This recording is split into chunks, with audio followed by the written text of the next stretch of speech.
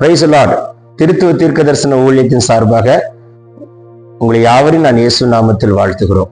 உங்களுக்கு ஒரு முக்கியமான ஒரு அனௌன்ஸ்மெண்ட் சொல்கிறதற்காக நான் உங்களிடத்திலே இந்த செய்திக்கு முன்பதாக சொல்ல விரும்புகிறேன்.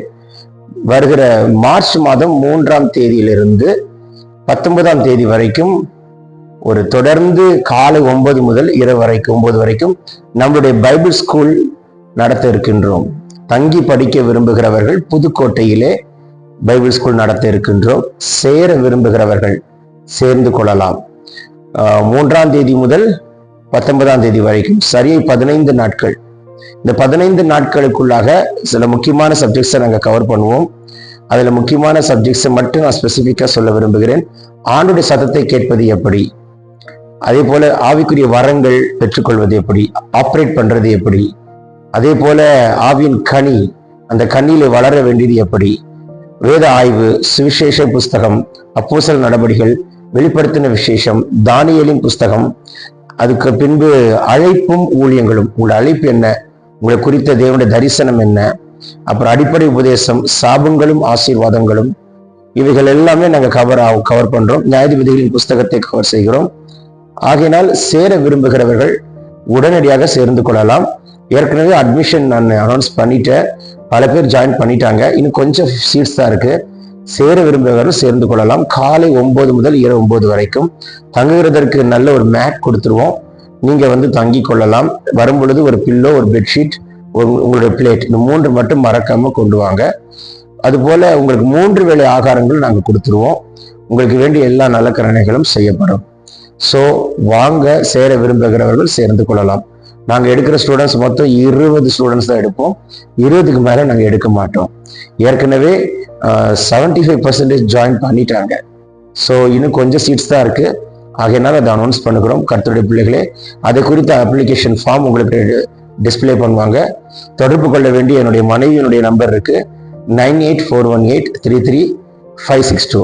என்னுடைய மனைவியினுடைய அலைபேசி எண்ணை நீங்கள் தொடர்பு கொள்ளலாம். புதுக்கோட்டையிலே தங்கி படிக்கிற 15 நாள் வேத பாட வகுப்பு. மறந்து விடாதிருங்கள். 15 நாட்களுக்குள்ள கர்த்தர் உங்கள் அக்கினியாய், அக்கினி ஜுவாலையாய், கிருபை பெற்ற பாத்திரமாய், தேவனுடைய வரம் பெற்ற பாத்திரமாய் தேவன் உங்களை மாற்ற வல்லவரா இருக்கிறார். மார்னிங் 9 to night 9 வரைக்கும் எப்படி உட்காரலாம் நினைக்காதீங்க. டைம் போறதே தெரியாது. படித்த மாணவர்களை கேட்டால் அறிந்து கொள்ளலாம். God bless you. கர்த்தர் உங்களை ஆசீர்வதிப்பாராக. தாமதிக்க வேண்டாம், உடனே பதிவு செய்யுங்கள். அதனுடைய ஃபீஸ் 5000 சொல்ல மறந்துட்டேன். நாங்கள் ஃபீஸுக்காக நடத்தல, தேவநாமத்தின் மகிமைக்காக உங்களை உருவாக்க வேண்டும், நீங்கள் எழுப்பி பிரகாசிக்க வேண்டும் என்று விரும்புகிறோம். உங்களுக்கு பின்னால பல லட்சங்கள் காத்திருக்கிறார்கள். பல லட்சங்களை தொடுகிறதற்கு கர்த்தர் உங்களை தூதனாய் வைப்பாராக.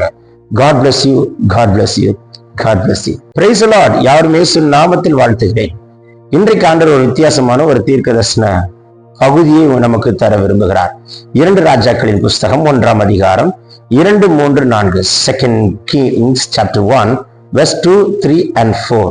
அகசியா சமாரியாவில் இருக்கிற தன் மேல் வீட்டிலிருந்து கிராதியின் வழியாய் விழுந்து வியாதிப்பட்டு, அந்த வியாதி நீங்கி பிழைப்பேனோ என்று எக்ரோனின் தேவனாகிய பாகால் சேபியனிடத்தில் போய் விசாரிங்கள் என்று ஆட்களை அனுப்பினார்.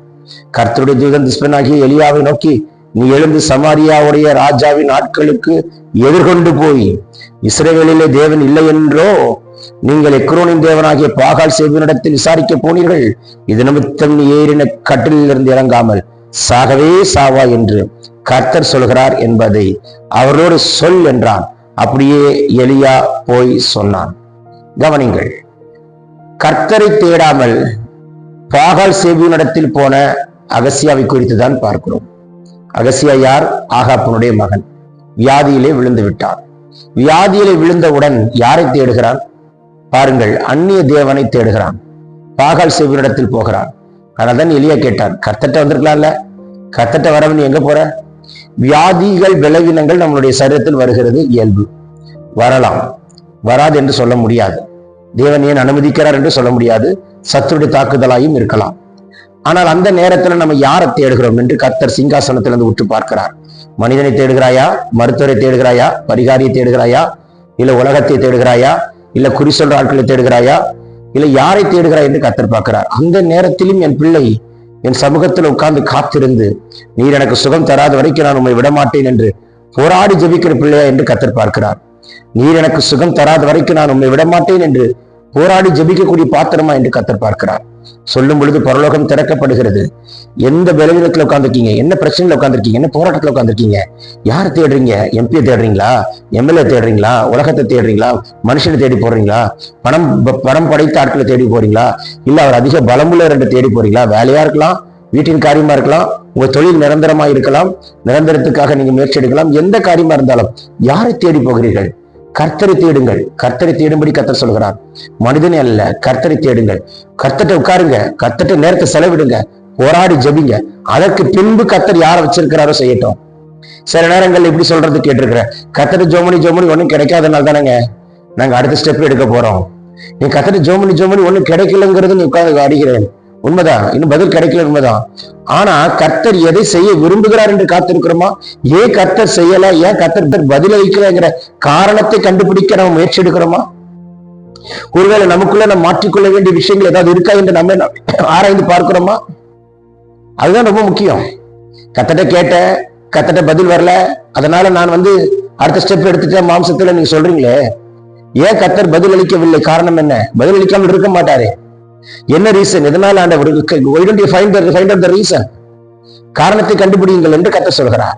தாழ்த்தி ஜெபிப்போமே.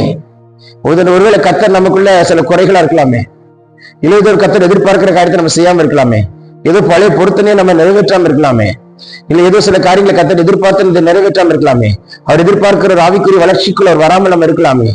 சோ ஏதோ ஒரு காரியம் இருக்குமே, அதை கண்டெடுக்கக்கூடிய ஞானத்தை கர்த்தர் நமக்கு தருவாராக. சோர்ந்துடாதீங்க. யாரோட பேசுறாருன்னு தெரியல, கர்த்தர் பேசிட்டு இருக்கிறார். நிச்சயமா உங்களோட பிரச்சனைக்கு ஒரு தீர்வு உண்டு. ஆனா எக்காலத்து கொண்டும் பாகால் செய்வனிடத்திலேயோ மனிதனிடத்திலேயோ உலகத்தாண்டு போயிடாதீங்க. Thank you Lord. பலவீனமா இருக்கலாம், போராட்டமா இருக்கலாம், come back to the Lord, spend time with the Lord. காத்திருங்கள், நிச்சயம் கர்த்தர் உதவி செய்வார், பதில் அளிப்பார். இன்னைக்கு இரவு படுக்கிறதுக்குள் ஒரு அற்புதம் உங்கள் வாழ்க்கையில நடப்பதாக. Take this prophetic word, receive it in Jesus' name. Amen, amen. God bless.